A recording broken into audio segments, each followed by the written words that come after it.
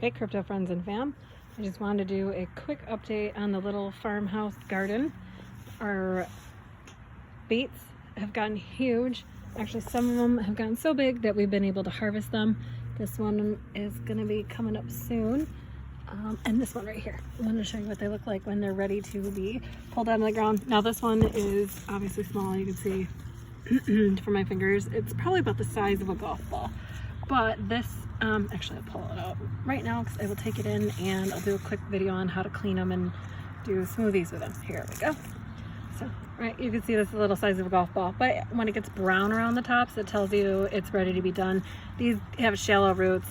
Like I said in our last video, look, they're tiny little windowsill boxes, but just to show you that you can grow your own food very easily. So when you hear the narrative of food shortage, these are solutions to problems that they're presenting, and so I just wanted to share them with you. And again, another little guy, but you know, hey darn, what are you gonna do? So again, I'll show you how to clean these, and then we're gonna use these from the greens all the way to the bulbs here, the beet itself. I don't particularly care for the stems, and there's really no, well, I'm sure there's a use for the root. Somebody correct me on that one, and I'd love for you to share your tips and tricks with me if you know, because I hate wasting things. Sustainability is huge with me. So if there's a way that I can bring this back to life and do something with the roots, please, I'm all ears. So we're gonna pull, I gotta do it. I'm gonna pull this one too, might as well, we're cleaning some. And like I said, these will give us greens for our smoothies. These leaves, boom, just toss them out, and you can either put them in a compost tea or compost pile, whatever. We have a pile out back that we put those things in. So here's our potted tomato. This one is a beefsteak hybrid, and it's in a pot and it's doing pretty well. Look, we have some new life at the bottom of it. Shows me that these yellow leaves didn't necessarily get too damaged when we transplanted it. Growing them in pots has been pretty tough this year with the heat, and I also packed these too tight. We have really clayous soil here in the growing zone where we are, so I needed to mix it with a little bit more potting mix and wood ash, which we started a fire for so we could burn some clean wood and get some of the ash in the soil that'll help bring them back to life. So these, unfortunately, this year, look, your buds died. So, oh my gosh, holy miracle of life. See, there is miracles out there, small. That one has a small tomato coming off of it. Yay. So that's good. It's good to see. Good to see life in life. Okay. And then our little baby bib lettuce, that's kind of, look, it's dry, but like I said, the soil got so clayous. I'll have to find another potting solution. This is our first year with that, so always learning, growing. Pun intended there. This is a compost that we're processing that probably won't be done or usable. We'll probably use it in the fall. Actually, we'll keep our eye on that, but it's coming down nicely, and we need a bigger bucket for that. We're gonna get another big bucket like this, but it has to have a lid on it because good golly knows to smell that. Here is our sugar baby watermelon plant. So excited. Look, we have 1 and 2 watermelons coming up, but those flowers look like they'll all bring, oh my gosh, I just found another one.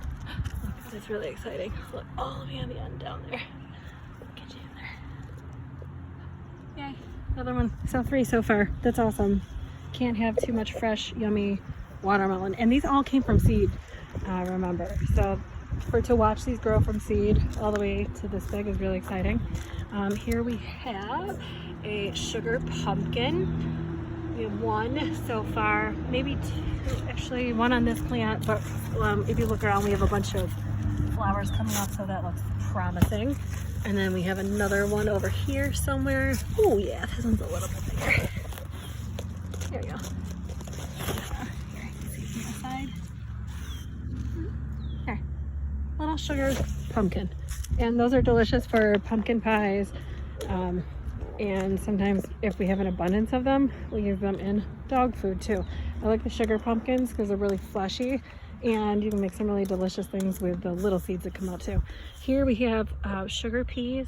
These are actually coming up really nicely despite all the heat that we've had. I'm really excited about that. They put a lot of nitrogen in the soil, so I wanted to get these started. Like I said, if you're dealing with like small spaces, or you know, a space where you don't have the ability to rip up a bunch of yard, here's a pole housing the great and beautiful American bluebird. Come back every year. But this is a really small way that you can start growing your own food sustainably.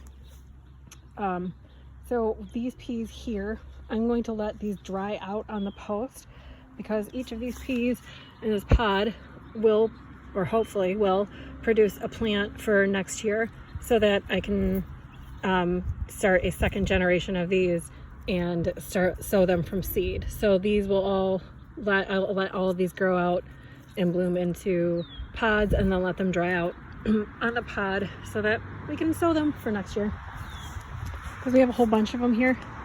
So I'm going to do those, because each of those hopefully will, you know, do a plant. And there's not enough to really eat, and certainly not enough to like make a little, or we have a little, I don't know if you can see it out there, but I got the kids started on little farm stand, little projects for them to do, easy ways for them to keep busy during the day, and teach them how to collect some fiat, and then we'll make small steps from there. But anyway, it's a great way to get them started, get them engaged with being outside and keeping them busy with non-techy things too, because it's good balance. I believe so anyway. So here we have a whole bunch of more peas. I could pick those, but like I said, it's really not enough to make like a whole meal out of. Actually, those might be. Thinking about it, I might be the only pea fan, so I could get away with it this year. But I really want to save a bunch of them for seeds for next year. So these are things that, you know, decisions that you get to make when you're living your farmer life here. Okay, so now we have more sugar pumpkins, and actually, I'm just kidding. I'll learn my plants. We're new here. That is a zucchini plant for sure. That is not a pumpkin. I would be really disappointed if I thought that was going to grow in a pumpkin. And if I was Cinderella, I would certainly not have a ride anywhere. Okay, these are pickling cucumbers and slice master cucumbers that I found some old, I don't even know what these wires were intended for, but look, when in doubt, get crafty. So I did. These all house and grow up our cucumbers. Ooh, check it out. We have baby yellow squash. Now I could go and harvest those blossoms too. They're really delicious, washed, dried, clean, breaded, floured, and air fried or baked. Not so much, but let's be serious, like fried in a good oil, like a peanut oil, and with a little bit of salt, stuffed with ricotta cheese. Like, yeah, it's so good. But anyway, thoughts on that one. Future menu plans. But that's what you can do with your squash blossoms, so they don't rot off and go to waste. So we like try not to waste anything if you're open to those things. Stuffed squash blossoms, I'll put a recipe in the book eventually for that, because they're so good. And then yellow squash also, like when that gets a little bigger, that'd be so yummy. We're going to do that in stir fries and stuff. This, I believe, is acorn or butternut squash, to be determined, but these are more fallish plants. This is our stevia. Surviving and thriving. Cut it down a little bit to give it a little bit more room to grow, which we're seeing some new life coming off of that. See these little tiny new buds? So I want that to bush out, and then we will wash, clean, and dry these leaves, as they make an excellent natural sweetener for teas. So good. Or if I can get enough of them for next year, I'd like some of this to flower and seed, so I can save the seeds and then plant a whole bunch of them for next year, and then I can make tinctures for everyone.